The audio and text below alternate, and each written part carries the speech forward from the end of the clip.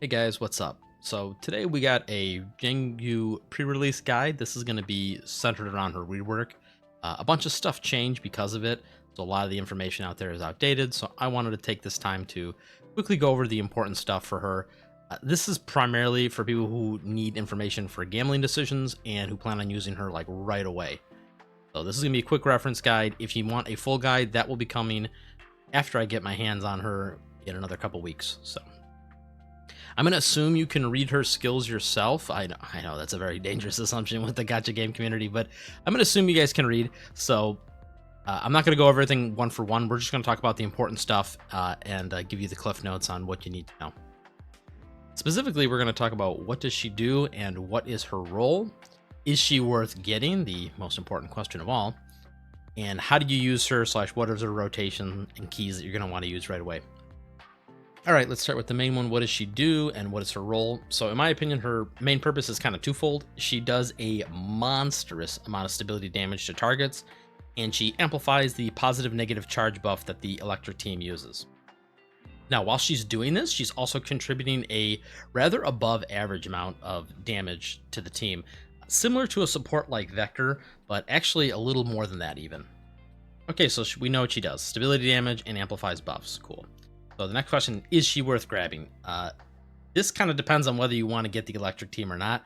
So if you plan on skipping the electric team as a whole, you can skip her. She's not going to really do much outside the electric team. You could use her as a generalist unit that just removes stability for the target, but this isn't really going to do much else besides that. She's just going to remove stability, and that's kind of it. Unfortunately, the way the game is going, most teams are being designed by the devs with like mono elements in mind. So at this point, you either get like the meta units for that element, or you kind of just skip the entire element altogether. There's not really any generalist units that exist or that have been made recently, and she kind of slots right into that same issue. Now, in regards to the electric team, after her rework, she is very much a meta unit in that team, and she's going to stay that way for a long time, which leads to the next question of, does she replace Andoris in the electric team? And the answer is no. The reason for this is that Jiangyu doesn't provide any sources of negative charge herself, despite being able to amplify the effects. She can supply positive charge along with Andoris, which is handy because you want to, once again, stack the effects on your own teammates. But since she can't apply negative charge, you're missing kind of half the puzzle with her. So you need someone who can apply negative charge, and Andoris is just still the best source of that. Okay, so the next question, all right, you plan on using her, you plan on getting the electric team, so how many segments do you need? So how many segments you need kind of is a personal preference thing, but in my opinion, there's only 2 segments that make any difference in her kit, and that's segment 2 and segment 6. So segment 2 fixes her absolutely cancerous rotation, and in my opinion, should have been part of her base kit, but as usual, the devs never asked me, so whatever. And segment 6 is a sizable team-wide damage buff of around 20 to 30-ish%. But once again, we're talking segment 6 here, so this is like whale territory. I wouldn't worry about it too much. But do remember, this is a team-wide damage buff, so this scales with future units as well. So speaking of segments, let's talk about the last part I wanted to go over, and that was how do you use her and what does her rotation look like? So if you have a base Jiangyu with no segments, your rotation is just pure suffering.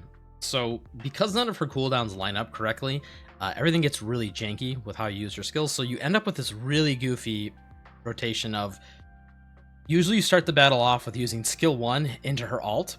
Then you rotate over to skill 2 for the second turn. Then you have a really weird third turn where you have skill 1 backup, but your alt's not backup. So you end up doing skill 1 plus a basic attack. Then the fourth turn, you're got her alt, so you use her alt. Then the fifth turn, you're back to skill 1 plus dealer's choice of whichever skill you want to use. You can do either a basic attack or skill 2. And then the turn after that, it's whichever one of those 2 you didn't use. And then it's a disaster, dude. It is so messy. It's hard to keep track of, and it's just gross. The good news is at segment 2, this gets much better. It smooths itself out very nicely. It turns into turn 1, it's skill 1 plus alt, then skill 2 on turn 2. And then rinse and repeat that literally the entire time. So skill 1 plus alt, followed by skill 2, etc, etc, etc. Now this doesn't affect the damage output of her too much, but it It improves the buff stacking because for segment 2, you're going to get a lot more alts, and the alts will allow you to stack positive charge more easily. But mostly, it just makes her a lot nicer to play. It's not so like, ugh, just what were they thinking? Finally, let's talk about fixed keys real quick. She's one of those characters they design where it's like there's a couple correct choices, and then there's a lot of like traps. In my opinion, there's 2 auto includes that you always take, and then the last slot is kind of a flex slot.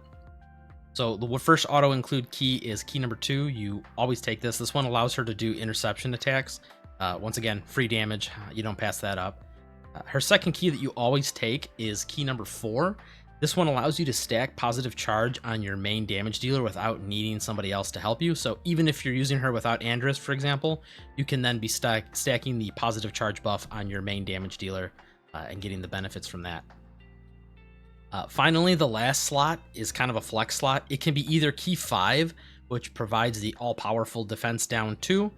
But if for some reason you're running a team that already has that from somewhere else, let's say you have like a weird hybrid team or something, you can use key 1 to start the battle out with a couple extra stacks from her self buff. All the other keys are complete garbage and not even really worth looking at. Alright, that pretty much wraps up the pre-release guide here for her rework.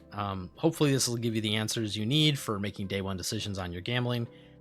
Got any other questions, go ahead, put them in the comments of the video here. I'll answer them. And on Fridays, we also do a stream here on YouTube called Friday Night Frontline, so you can come into that stream and just ask me a bunch of stupid questions, and I'll be more than happy to answer them.